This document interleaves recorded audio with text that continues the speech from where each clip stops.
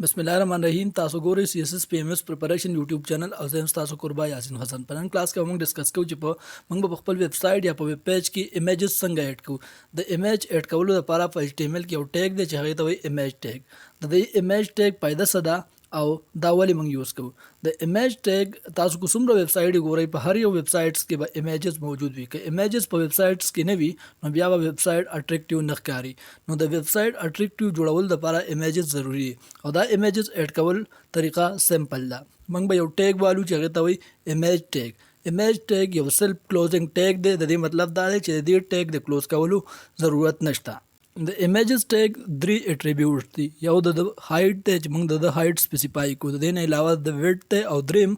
آلټ ته آلټ د لپاره استعمالي کله سوج زمونږ د ایمیج شو نشي نو د هغې په بدل کې آلټ موږ ته یو میسج پرنټ کوي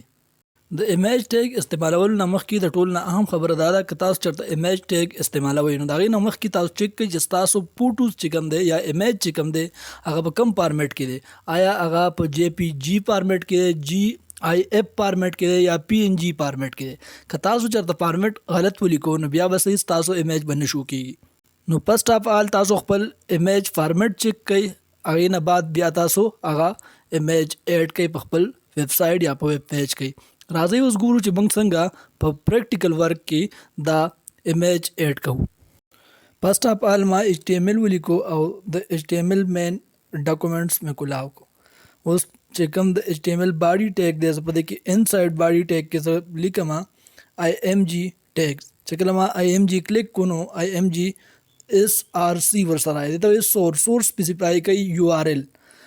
په دغلته په دې کې به موږ ولیکو زموږ چې کوم ایمیج په څه نوم باندې سیو دی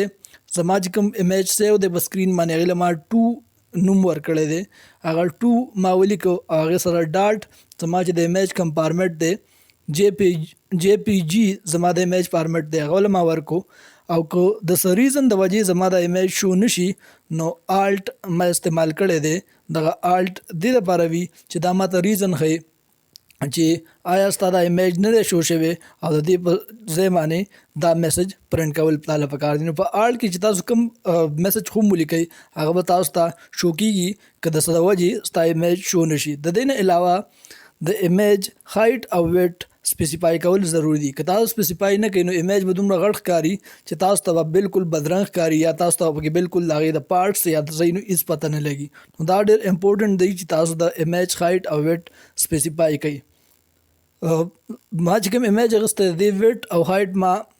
300 پکزل اخیستی دی او زه تاسو ته شو کوم چې آیا زما ایمیج شو کېږي که نه اوس زه د خپل ایمیج دا فارمیټ چینج کوم او تاسو ته شو کوم چې آیا زما ایمیج چې شو نشي نو د آلټ میسج زما په سکرین راځي که نه تاسو لږ خیال وکئ زما د دې ایمیج چې کوم فارمیټ دی هغه جی پی جی دی ما پی ان جی ولیکو آیا زما ایمیج به شو کېږي او که نه که زما ایمیج شو نشي نو د هغې په ځای د آلټ چې کوم میسج دی هغه به زما په سکرین باندې پرنټ شي تاسو په پریکټیکل ورک کې ولیدل چې کله ما د خپل ایمیج فارمیټ چینج کو ما د جی پی جی فارمیټ نه پی ان جی ته راواړو نو زما ایمیج شو نه شو او د هغې په بدل کې ما چې په آلټ کې کوم میسج لیکلی و یور ایمیج از ناٹ شو زما په سکرین باندې پرنټ شو تاسو چې څنګه وکتل چې زما ایمیج د څه ریزن د وجې هغه شو نه شو او د هغه په ځای کوم میسج چې ما لیکلی و په آلټ کې نو د آلټ فایده دا ده چې دا موږ ته دا شو کوي چې ستا د میسج ستا چې کوم ایمیج دی هغه شو نه شو او د هغې په بدل کې تا دا ریزن شو که چېرته دا ایمیج په فولډر کې دننه سیو وي نو بیا به موږ د فولډر لینک هم ورکوو مثال په طور باندې زما فولډر دی ما له ډي نوم ورکړی موږ به ولیکو فولډر ډي په هغې کې انسایډ چې زما کوم ایمیج دی د هغې نوم دی 2 او بیا د هغې فارمیټ که چېرته ته فولډر نوم ورنه کړو نو بیا به ستا ایمیج نه شو کېږي په ایمیج ټیګ کې د ټول نه اهم خبره دا ده چې تاسو د ایمیج فارمیټ چیک کړئ آیا که تاسو ته د ایمیج فارمیټ نه معلوم نو بیا به ستاسو ایمیج نه شو کېږي نو که تاسو د ایمیج فارمیټ چیک کوئ نو تاسو فرسټ آف آل ایمیج ته به لاړ شئ هغې باندې به کلیک کوئ او د هغې چې کوم پراپرټیز دي هغې کې به تاسو وګورئ چې د ایمیج فارمیټ څه دی بیا به د هغې فارمیټ د هغه په نوم په ځای باندې ولیکئ